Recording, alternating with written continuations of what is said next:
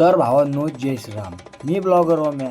आज आपल्या ब्लॉगमध्ये तुम सगळ्यांचं स्वागत. आज होती अखंड हरिनाम सप्ताहाची समाप्ती, त्यामुळे आपण आलो आज सप्त्यात. आज सप्त्यामध्ये शेवटचा दिवस असल्यामुळे गर्दी होती आणि आपल्या महाराष्ट्राचे मुख्यमंत्री देवेंद्र फडणवीस साहेब आणि उपमुख्यमंत्री एकनाथ शिंदे साहेब येणार होते, त्यामुळे सगळे माणसं गेटवर उभे होते. त्यानंतर चैतन्य म्हणलं, भाऊ इथं भरपूर गर्दी, त्यापेक्षा आपण याला सप्ताह हिंडून येऊ आणि नंतर येऊ नाही. त्यानंतर आम्ही आलो इकडे हिंडायला आल्यानंतर चैत्याला दाद्याला दुकानामध्ये काय वस्तू दिसली काय नाही. दाद्या म्हणे मला ही वस्तू घ्यायची नाही. फार हात पे करत नाही. त्याला म्हणलं भाऊ आपण पुढची घेऊ नाही. तेवढ्याच आम्हाला त्या शेजारीने मशीन दिसली. आता या मशीन बघून काय बनून राहिली तुम्हाला जर माहित असेल ना तर लवकरात लवकर कमेंट करून सांगा, बघू आपण कोणाला माहिती नाही का. त्यानंतर आम्ही डायरेक्ट आलो गेट पशी आल्या उपमुख्यमंत्री आणि मुख्यमंत्रींच्या डायरेक्ट गाड्यांचा ताप आला.